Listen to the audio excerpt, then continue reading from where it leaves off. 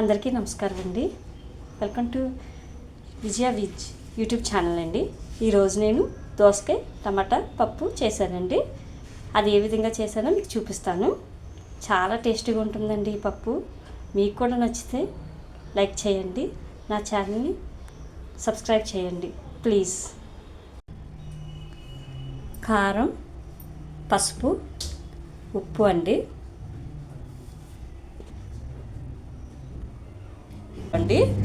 దోసకాయ కావాలండి, టమాటా, ఆనియన్, పచ్చిమిర్చి, కందిపప్పు, పోపు సరుకులు అండ్ కొంచెం చింతపండు అండి. ఎంతో కాదు, కొంచెం తీసుకుని దాంట్లో వాటర్ పోసుకుని నానబెట్టుకుని ఉంచుకోవాలండి. ఇప్పుడు తయారీ విధానాన్ని చూపిస్తాను మీకు. చూసారు కదండి, ఈ విధంగా కట్ చేసుకోవాలి. ఇప్పుడు మనం ఒక కుక్కర్ గిన్నె తీసుకుని దీంట్లోకి కందిపప్పుని యాడ్ చేసుకోవాలి. ఈ విధంగా కందిపప్పుని యాడ్ చేసుకున్నానండి. ఇది ఇప్పుడు శుభ్రంగా మనం కడుక్కుని వాటర్ పోసుకుందాం. ఈ విధంగా కడుక్కున్న తర్వాత ఒక గ్లాస్ వాటర్ని యాడ్ చేసుకోవాలండి. తర్వాత కట్ చేసి పెట్టుకున్న వీటన్నిటిని కూడా దాంట్లో వేసి మూత పెట్టి ఉడికించుకుందాం.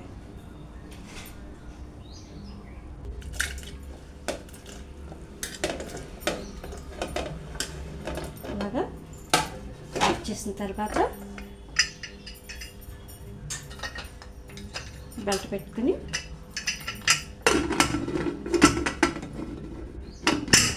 మూత పెట్టుకుందామండి.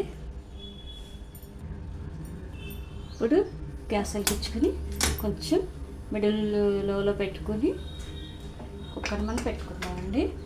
ఒక 4 విజిల్స్ వచ్చాక కుక్కర్ ఆఫ్ చేసుకుని ప్రెజర్ తగ్గాక మూత తీసి చూద్దాం.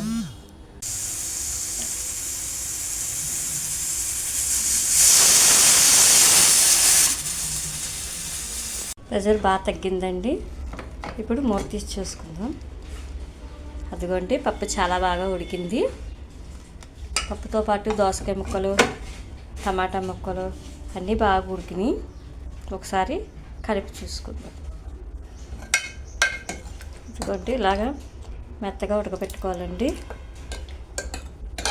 ఈ విధంగా ఉడికిన తర్వాత మనం చింతపండు ఇందాక నానబెట్టుకున్నాం కదండి, ఆ చింతపండు వాటర్ని తీసి కొంచెం యాడ్ చేసుకుందాం. ఈ విధంగా రసం తీసుకుని ఉంచుకున్న చింతపండుని యాడ్ చేసుకుందామండి. యాడ్ చేసుకుని ఒకసారి మళ్ళీ కలుపుకొని ఇప్పుడు ఇందులో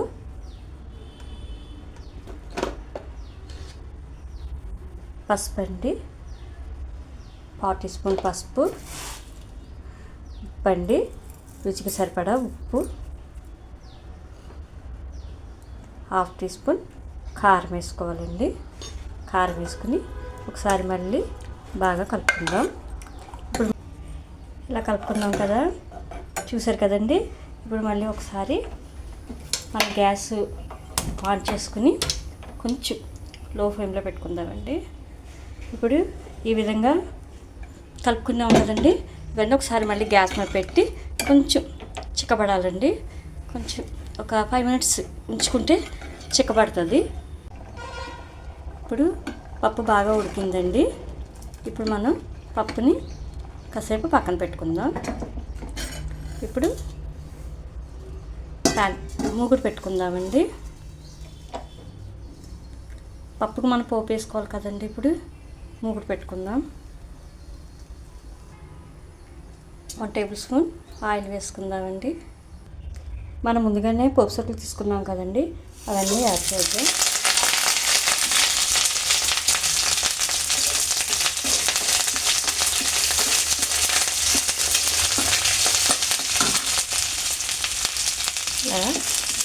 వేయించుకోవాలండి. పోపు సరుకులన్నీ బాగా వేగాలి. పోపు ఎగిపోయిందండి. ఇప్పుడు మనం ఉడికించుకున్న పప్పుని ఇందులో వేసేద్దామండి. వేసేసి ఒకసారి బాగా కలుపుకుందామండి. అంతేనండి, ఎంతో గుమగుమలాడే దోసకాయ టమాటా పప్పు రెడీ.